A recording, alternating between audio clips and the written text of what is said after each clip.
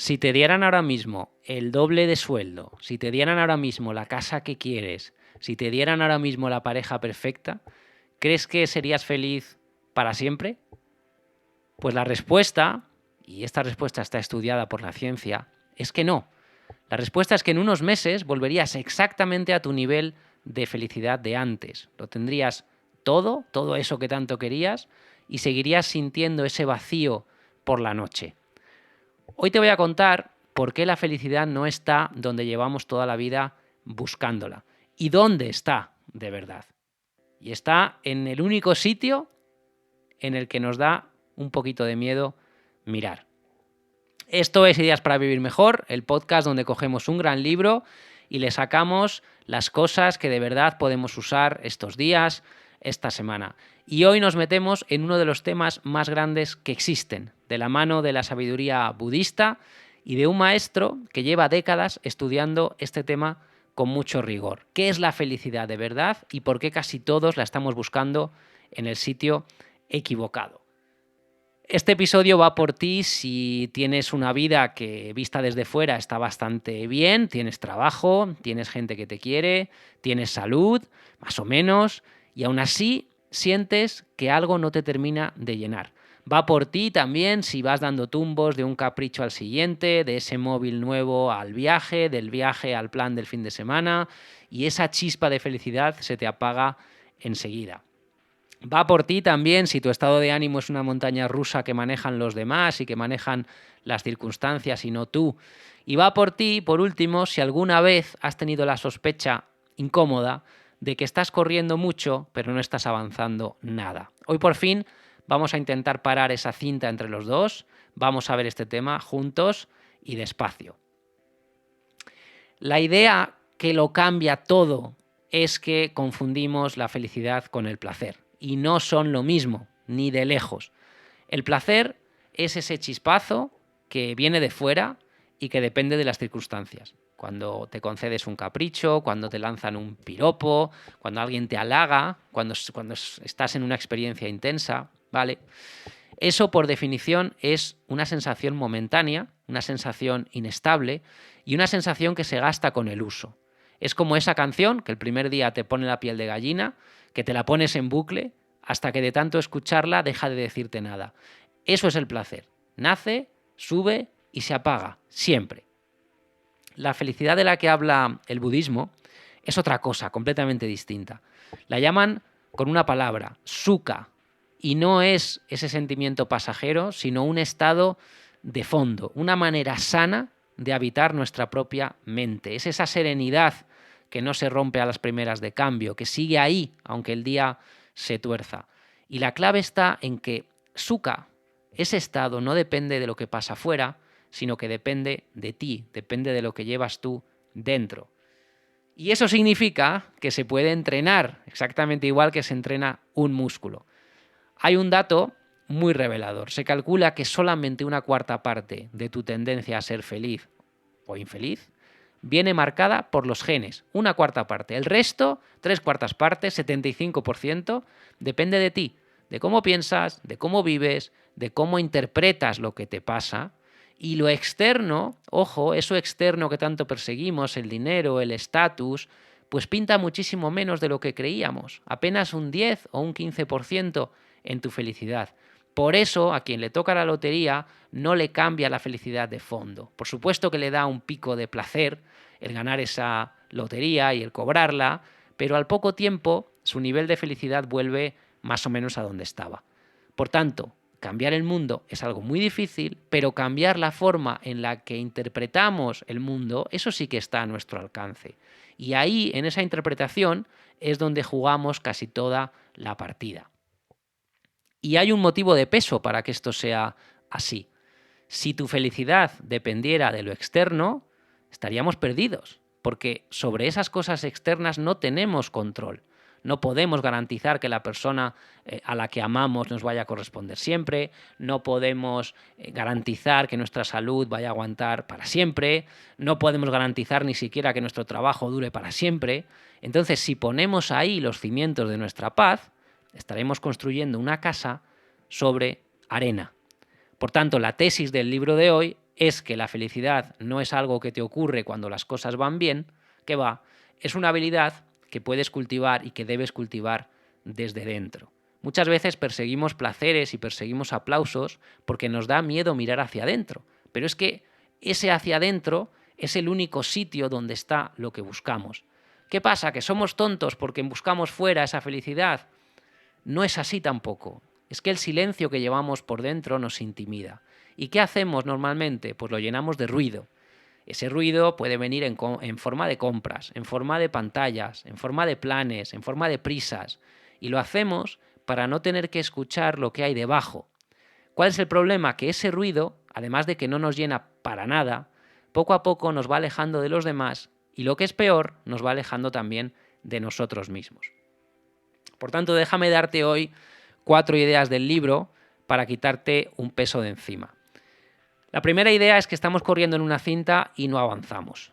Es esa sensación de estar siempre persiguiendo algo, ese algo no llega nunca, y esto tiene un nombre, se llama la cinta hedónica. Imagínate cuando vas corriendo en la cinta del gimnasio, sudas, te esfuerzas, tienes las piernas a tope y aún así no avanzas ni un solo centímetro. Eso es así. Pues mira, es una metáfora perfecta. Así es como persigue la felicidad casi todo el mundo a día de hoy.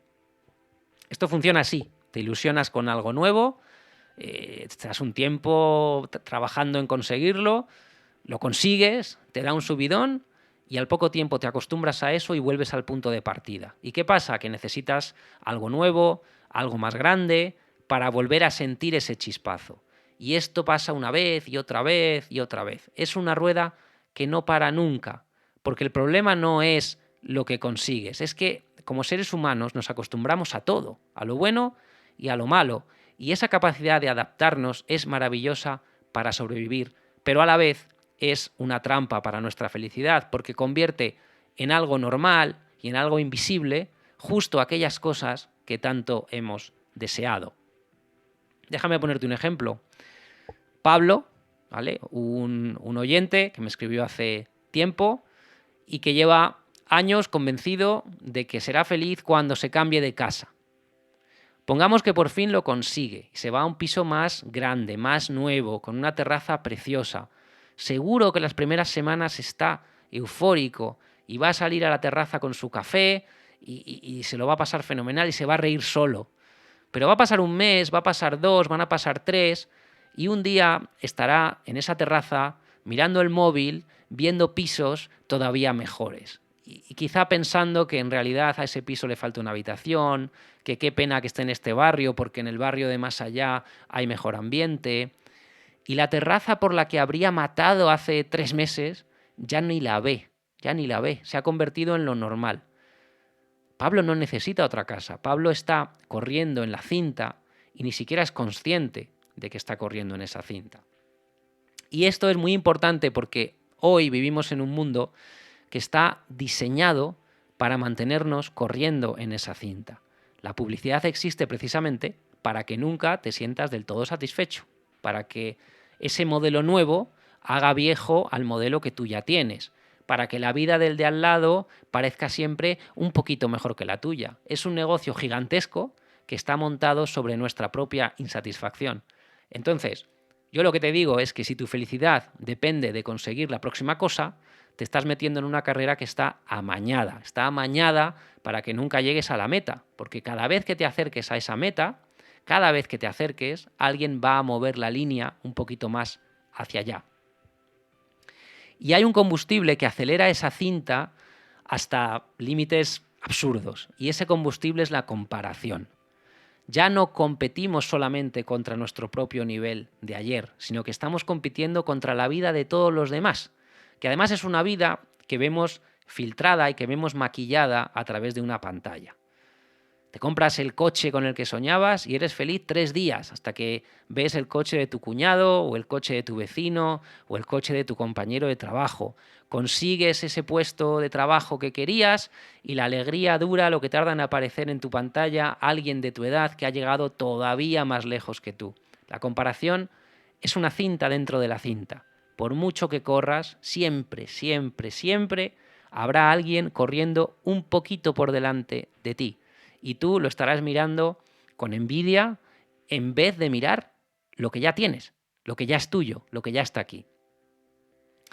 Y fíjate cuál es la frase que delata que estás en esa cinta. Es una frase que seguramente hemos dicho todos 1000 veces. Seré feliz cuando... Y aquí ponle lo que quieras. Cuando termine la carrera, cuando me asciendan, cuando pague la hipoteca, cuando mis hijos sean mayores. Y cuando llega ese cuándo, resulta que hay otro cuándo esperando. Nos pasamos la vida aplazando la felicidad a un futuro que cuando llega ya se ha mudado más adelante. Se ha movido la línea de llegada otra vez. ¿Cómo podemos combatir esto? Pues mira, la próxima vez que te pilles pensando que serás feliz cuando consigas X, Y o Z, párate y acuérdate de la última cosa que estabas segurísimo de que te iba a hacer súper feliz porque era justo lo que necesitabas y lo que iba a cambiar tu vida. Puede ser ese móvil, ese coche, ese ascenso en el trabajo, ese viaje. ¿Cuánto te duró de verdad la alegría? Seguro que te duró muchísimo menos de lo que pensabas al principio. Seguro, seguro. Y no es porque esa cosa fallara o porque la eligieras mal, es simplemente la cinta haciendo su trabajo. Y darte cuenta de que estás corriendo en esa cinta es literalmente el primer paso que puedes dar para bajarte de esa cinta y empezar a mirar a tu alrededor. Déjame contarte también la segunda idea, que es una idea bastante liberadora. El budismo dice que el sufrimiento, el dolor de los golpes de la vida, es algo inevitable.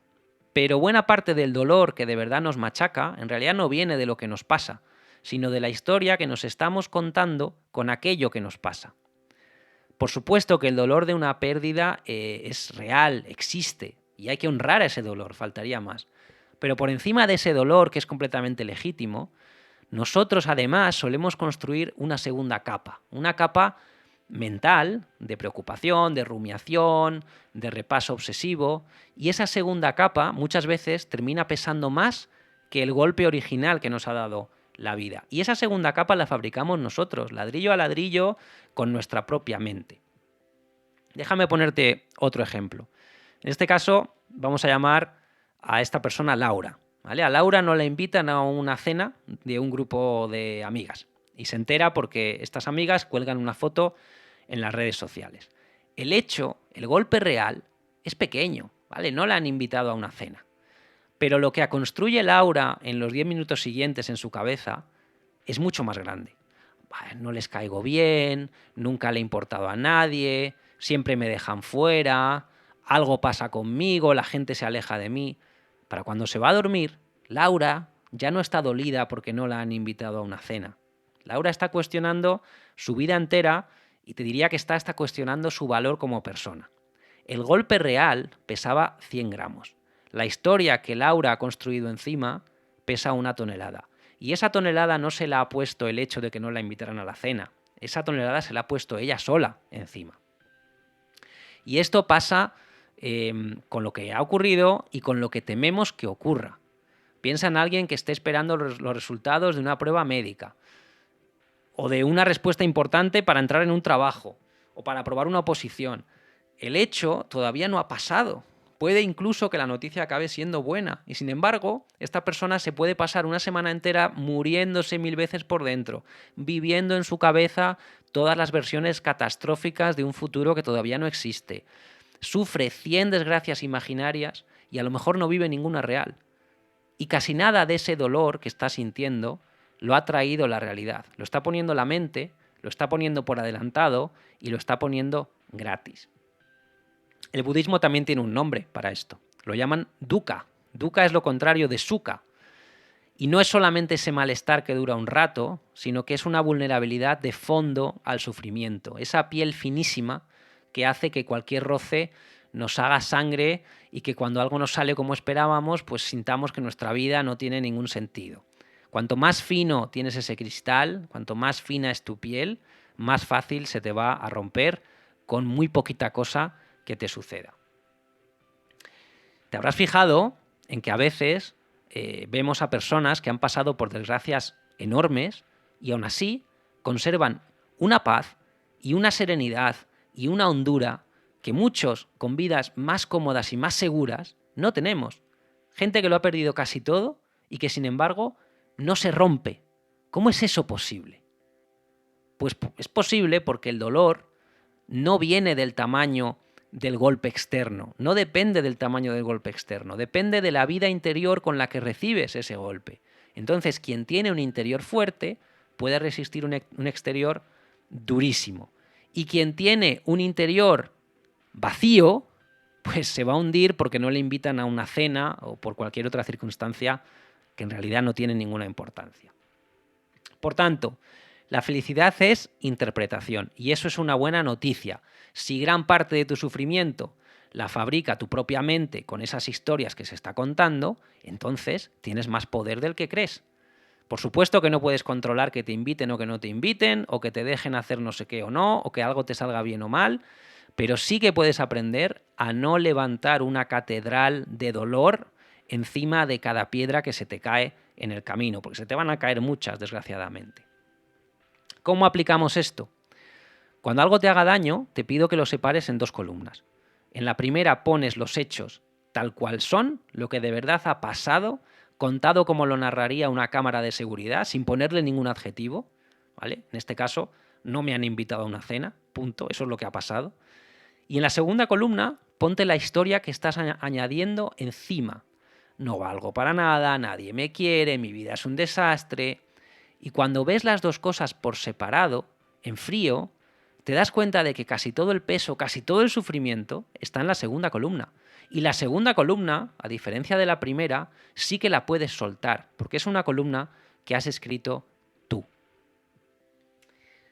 Pasamos a la tercera idea. La tercera idea toca nuestro punto más sensible, el ego. El ego. El budismo nos dice que ese yo que tanto nos esforzamos en proteger es una construcción imaginaria que nos está costando la paz. Vamos a distinguir aquí dos tipos de yos o de yoes. Está el yo natural, el instintivo, el del cuerpo, el que dice que tiene hambre o que tiene sueño. Ese yo no da ningún problema.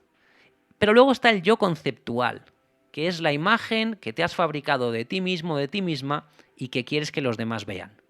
El yo fuerte, el yo que es el gracioso del grupo, el yo que es el que lo tiene todo bajo control, el yo que ha triunfado. Y ese segundo yo es de cartón. Y como es de cartón, vive aterrorizado, porque cualquier cosa le supone una amenaza. Por tanto, se va a apartar de todo lo que siente como un peligro y se va a pegar a todo lo que le halague. Y así poco a poco, sin darnos cuenta, ese yo de cartón se convierte en el centro de nuestra vida. ¿Y cómo sabemos que vivimos presos de ese yo de cartón? Pues porque nos afecta lo que piensan los demás. Te pongo un ejemplo nuevo. Imagínate en una comida de trabajo, alguien te suelta una bromita, una tontería. Mira que eres desastre para las fechas siempre, tal. Bueno, si tu yo está sano, te ríes de esa broma y ya está. Porque sabes quién eres y una broma no te define. Pero si vives aferrado a la imagen de que yo soy una persona competente e impecable siempre, esa bromita de nada se te va a clavar como un puñal y le vas a estar dando vueltas toda la tarde y te vas a estar imaginando lo que van a pensar de ti y vas a reescribir esa escena en tu cabeza con esa respuesta ingeniosa que no llegaste a dar. Una frase sin ninguna importancia te puede arruinar el día entero. ¿Por qué? Porque ha agrietado tu imagen de cartón y eso para el ego es una auténtica catástrofe, una auténtica catástrofe. Por tanto, cuanto más grande y más rígida es la imagen que defendemos, más frágil somos.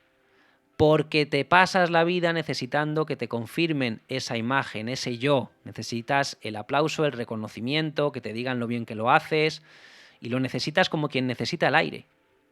Piensa en esa persona, seguro que conoces alguna, que en cada reunión tiene que ser la más lista, la que suelta el comentario más brillante, la que tiene que dejar claro lo importantísimo que es. Y parece una persona segura. Pero te aseguro que es justo lo contrario. Es una persona que está tan necesitada de validación que no puede soltar la palabra ni un minuto. Porque sin aplausos Su yo de cartón se viene abajo. Y quien depende del aplauso de los demás para estar en paz, lo que ha hecho es entregar su felicidad a un público que es voluble, porque la definición de público es que es voluble, y que además ese público casi nunca está pensando en él o en ella. Esa es precisamente la cárcel del ego. Vivir pendiente de un veredicto, primero, que no controlas, y segundo, que nunca termina de llegar del todo. Pero hay más. El ego nos amarga la vida porque lo va etiquetando todo. El ego decide en un segundo que algo es bueno o es malo. Decide en un segundo que alguien es de fiar o es un impresentable. Y luego se aferra a esa etiqueta como una lapa. Conoces a una persona en un mal día, le cuelgas el cartel de que esa persona es antipática y ya no hay manera, oye, durante meses vas a estar interpretando todo lo que haga esa persona a través de ese cartel, de esa etiqueta, aunque la realidad te esté diciendo lo contrario. El ego prefiere tener razón antes que ver las cosas claras. Y cuanto más se empeña en defender sus etiquetas contra los hechos, más se va ensanchando esa distancia entre lo que crees y lo que es. ¿Y qué va a pasar? Que más vas a sufrir tú, porque vas a estar peleando contra un mundo que ya no va a encajar en tus etiquetas, que ya no va a encajar en los cajones que hace el ego. ¿Cómo salimos de ahí? Con humildad. Humildad, la gente piensa que es pensar que vales poco. Y es no te diría lo contrario, pero no es eso.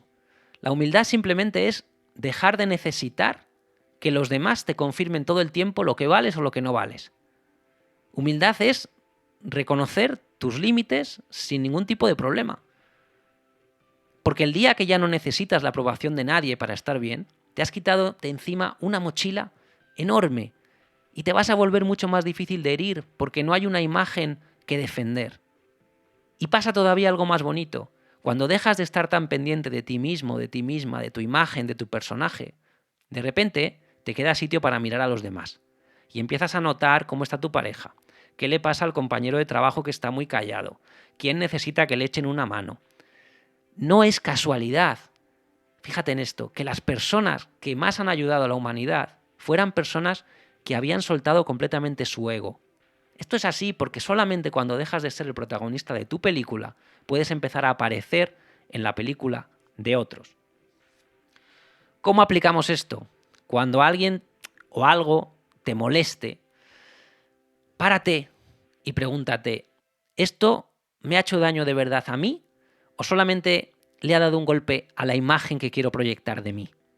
Y vas a descubrir que la mayoría de tus enfados no están defendiendo tu bienestar, están defendiendo tu fachada. Y cada vez que sueltas un poco de esa fachada, cada vez que te permites quedar regular, cada vez que te permites equivocarte, cada vez que te permites no ser el más listo de la sala, te vuelves un poquito más libre y eso está fenomenal. Y la cuarta idea es muy práctica. ¿Qué hacemos con la rabia, el miedo, la envidia, todas esas emociones que de vez en cuando nos secuestran y nos hacen decir y hacer cosas de las que luego nos arrepentimos? Lo primero, una buena noticia.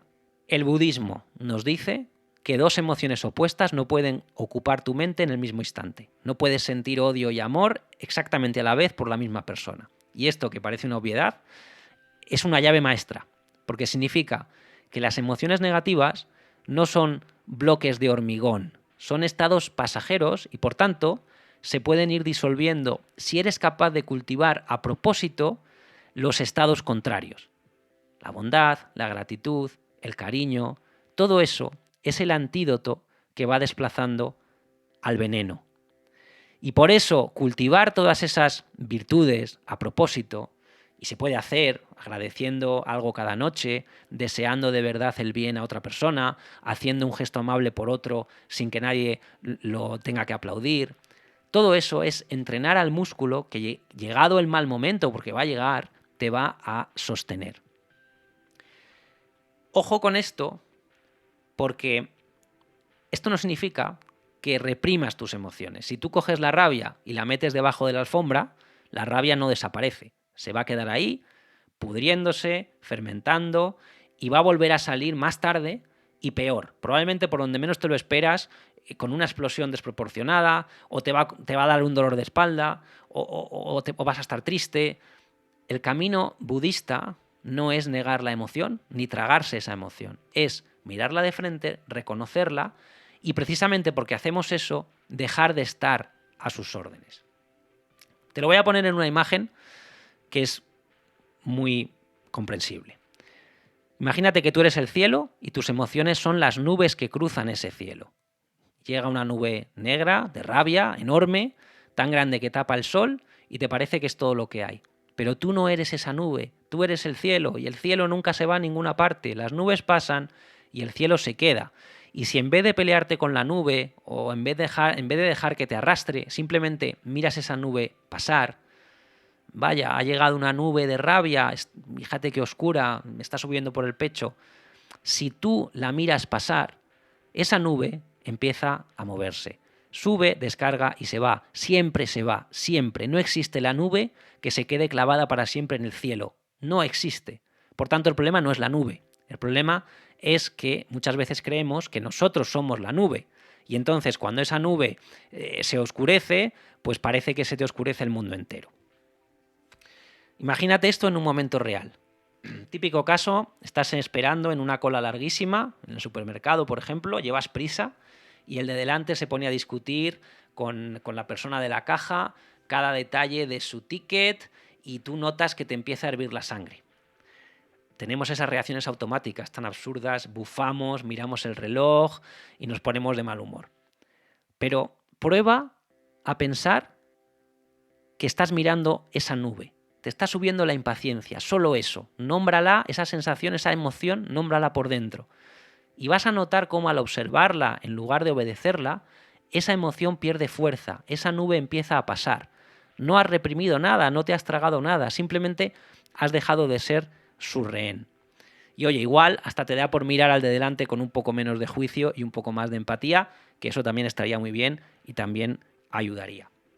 Date cuenta de la herramienta tan sencilla que es esto, porque no necesitas nada más que tu propia atención. ¿Cómo lo aplicamos? Muy evidente. La próxima vez que te vaya a secuestrar una emoción fuerte, antes de actuar desde esa emoción, le pones un nombre y la observas como quien mira pasar una nube desde el suelo. Esto es rabia, esto es miedo, esto es envidia. Y ese pequeño gesto de nombrarla y de mirarla, en lugar de fundirte con esa emoción, va a abrir un espacio muy pequeño entre tú y la emoción, pero en ese espacio, por pequeño que sea, está tu libertad. La emoción va a seguir viniendo, por supuesto que sí, pero ya no te va a llevar a ti por delante. Déjame juntarte estas ideas en algo que puedes hacer esta semana. Es la raíz de todo, básicamente. Aprender a estar contigo mismo sin huir. Fíjate en el hilo que une todo lo que te he contado hoy. Persigues placeres en la cinta, fabricas catedrales de dolor, defiendes una imagen que es de cartón, te dejas arrastrar por esas nubes emocionales y todo eso en el fondo son maneras de no estar contigo mismo, son maneras de buscar fuera en lo que sea para no tener que mirar dentro. Por eso el paso que te propongo hoy es parar, es que una vez al día te sientes 5 minutos sin el móvil, sin música, sin pantallas, sin nada y simplemente observes qué piensas, qué sientes, qué nubes están pasando por tu cielo. No te pido que pongas la mente en blanco, ni que intentes hacer nada bien, ni que intentes alcanzar ningún estado meditativo. Solamente te quedas ahí 5 minutos al día, 5 minutos de no huir de ti. Y sé que al principio te va a parecer eterno, se te van a hacer eternos esos 5 minutos, es así, se te van a hacer incómodos, te van a entrar unas ganas locas de coger el móvil. Y eso es la prueba de lo desacostumbrados que estamos a nuestra propia compañía, que es exactamente lo que este libro quiere cambiar. Porque esa paz que llevas toda la vida buscando en cosas donde no la puedes encontrar, en una compra, en un aplauso, en el próximo plan, la paz no está en ninguno de esos sitios. Está en el único lugar donde casi nunca te paras a mirar, dentro de ti. Y puedes empezar hoy mismo, y son 5 minutos literalmente. Por eso, si de este episodio me gustaría que te llevaras alguna idea, es la idea de que la felicidad no es algo que consigues fuera, es algo que cultivas dentro. Y no depende nunca de que el mundo se ordene a tu gusto, porque permíteme decirte que eso no va a pasar, eso no va a pasar, sino que depende de cómo aprendemos a habitar nuestra propia mente. Bájate de esa cinta de los caprichos, deja de construir catedrales de dolor imaginarias encima de cada pequeño contratiempo que te sucede, suelta un poco esa imagen que tanto te está pesando y aprende a mirar tus emociones como esas nubes que vienen y van. Y sé que esto no es algo que consigamos en una tarde, por supuesto que no, no te voy a engañar, pero cada día que lo entrenes estarás siendo un poquito más libre y un poquito más difícil de tumbar. Y esa serenidad va a valer más que cualquier capricho que puedas comprarte ahora o en el futuro. Bueno, y si quieres seguir tirando de este hilo conmigo, te dejo 2 puertas abiertas. Si te gusta cómo pienso y cómo cuento las cosas, échale un vistazo a mis libros en Amazon. Tienes el enlace en la descripción del episodio. Y si quieres llevar todo esto a la práctica de verdad, pues te espero en Ideas en Acción, nuestra comunidad en Patreon. Solamente por suscribirte tienes acceso al Oráculo, nuestro mentor virtual disponible a las 24 horas. Y además te llevas los 3 descargables de este episodio. Un diario de los 30 días para entrenar tu felicidad todas las semanas del mes con un micro reto cada mañana. Un mapa de la felicidad budista también. Es una lámina con todas las claves del episodio de hoy de un vistazo para que la tengas siempre a mano. Y una plantilla de hechos contra historias. Esa hojita de 2 columnas que te comentaba antes para que la uses justo cuando algo te duela y necesites separar lo que ha pasado de verdad de lo que te estás contando. Los tienes los 3 listos para descargar, listos para imprimir, listos para compartir, lo que quieras hacer en Ideas en Acción, en Patreon. Y como siempre, te dejo el enlace a todos estos materiales extras en la descripción, ahí un poquito más abajo. Nos escuchamos en el próximo episodio y mientras tanto recuerda que no necesitas más cosas para ser feliz. Necesitas dejar de huir de la única persona con la que vas a pasar sí o sí el resto de tu vida, que eres tú. Y cuanto antes hagas las paces con esa persona, antes vas a dejar de buscar en 1000 sitios lo que siempre estuvo en casa. Nos escuchamos en el próximo episodio. Hasta entonces te mando un muy fuerte abrazo, cuídate y adiós.